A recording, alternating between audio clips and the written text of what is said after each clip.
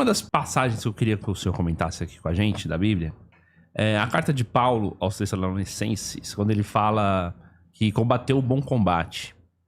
E eu vejo que a grande parte das pessoas está hoje meio que num combate, um combate espiritual. As pessoas estão... É necessário um esforço muito grande para você viver no mundo de hoje. E por isso, como eu falei, eu vejo que as pessoas estão nesse combate. É o que eu ouço aqui, eu vejo que o público também, quando me procura, sempre fala, nossa, uma situação muito difícil isso, difícil aquilo. Como que o senhor acha que o cristão hoje pode se inspirar nas palavras de Paulo, por exemplo? Olha, o combate é uma realidade permanente do cristão. Se a gente pegar, por exemplo, na carta aos Efésios, né? No final da carta aos Efésios, lá no capítulo 6, São Paulo diz, não como uma opção, mas como uma exortação, como um comando. Fortalecei-vos no Senhor e na força do seu soberano poder. É revestir a armadura para que possais resistir no dia mau, etc. E ele diz assim, porque não é contra homens de carne e sangue que lutamos, mas contra as forças pneumáticas, as forças espirituais do mal nas regiões celestes, na atmosfera, no ar.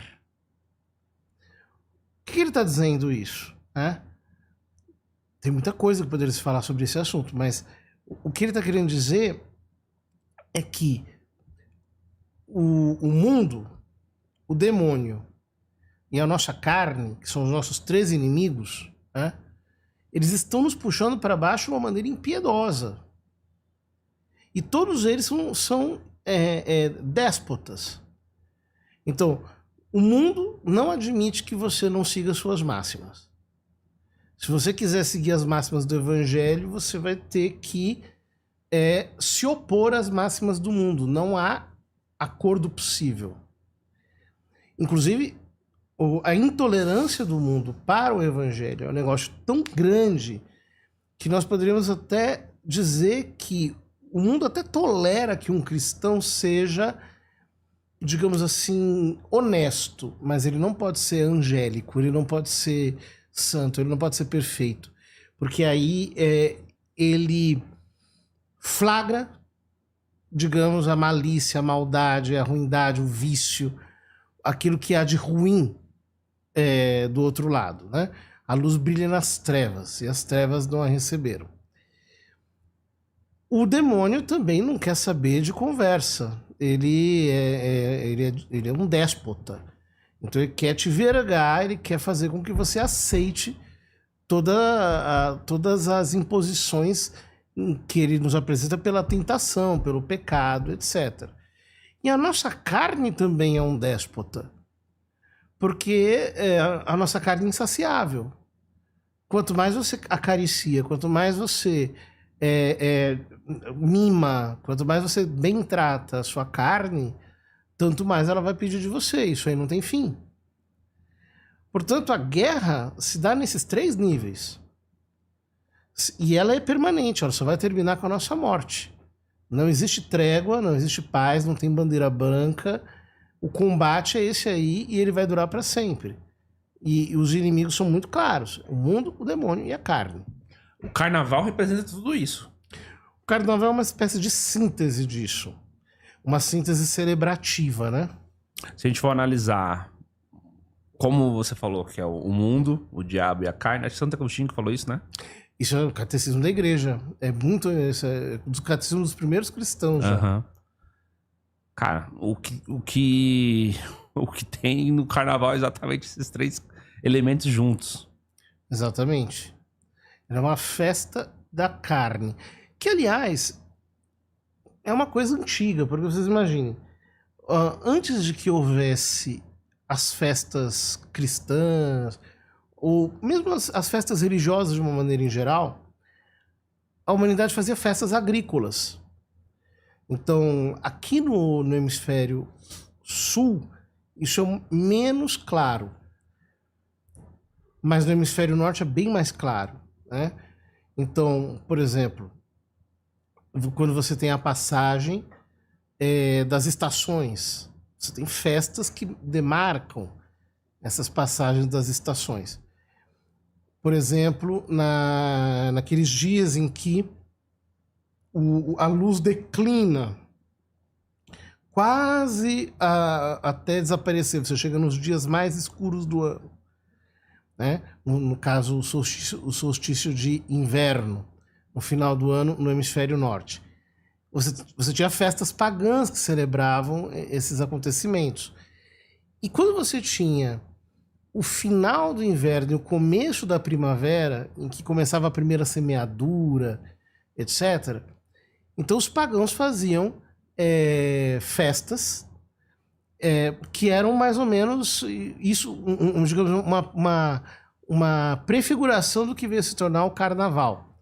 Então, por exemplo, eles queriam invocar os deuses da fertilidade. Então, faziam sexo público, etc. Era muito comum as mulheres serem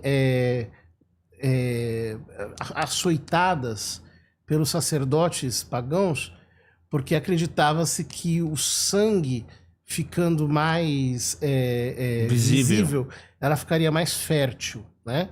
Então elas batiam nelas, etc. Tudo no meio de festas e folguedos, etc. Depois a ordem social se invertia, os escravos e os senhores mudavam de posição, o homem virava mulher, mulher virava homem, essa coisa toda. E é como se as normas morais elas meio que desaparecessem, né?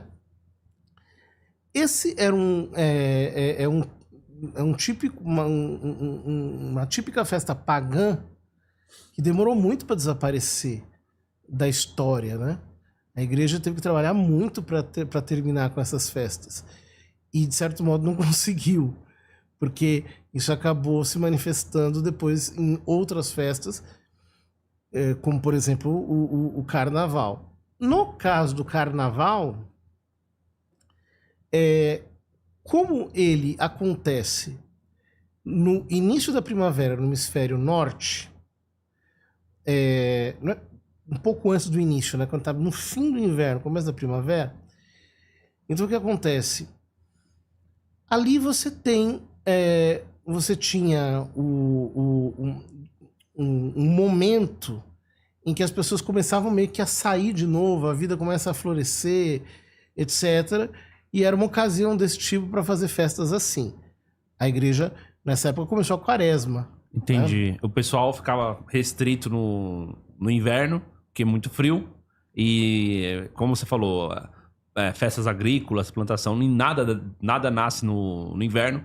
E aí, quando as coisas começavam a melhorar, começava a sair o sol e as pessoas podiam voltar novamente à sua vida ordinária, elas meio que comemoravam. Exatamente. Entendi. Mas é mais ou menos como a gente faz hoje. Por exemplo, você vai encher uma laje, o que você faz? Um churrasco. Né? Agora, quando você vai fazer quando você antigamente fazia a vindima do vinho, ia pisar o vinho, o que você fazia? Uma grande festa, etc. Vai fazer a semeadura, é uma grande festa, porque todo mundo vai lá, todo mundo vai semear, é um grande mutirão, etc, etc. Mais ou menos isso. Só que, para os pagãos, que não tinham essa noção moral, né, do que é pecado, do que é virtude, de uma maneira tão clara, então a igreja precisou, como mãe, como mestra, tentar disciplinar essas... E, de fato, em alguns momentos a igreja obteve mais sucesso, em outros momentos menos sucesso. Né? O carnaval, na verdade, ele acabou se tornando uma espécie de tríduo de festas, né? Que domingo, segunda e terça-feira, antes da quaresma.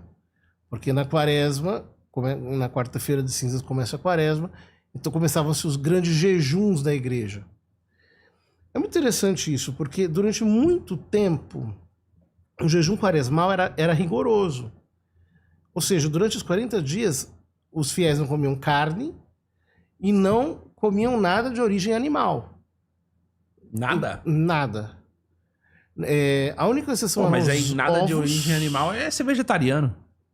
Basicamente, 40 dias de vegetarianismo. Entendi. Com exceção de ovos que eles podiam comer e de... Também ovos, se você não come... Leite. Laticínios não. Laticínio.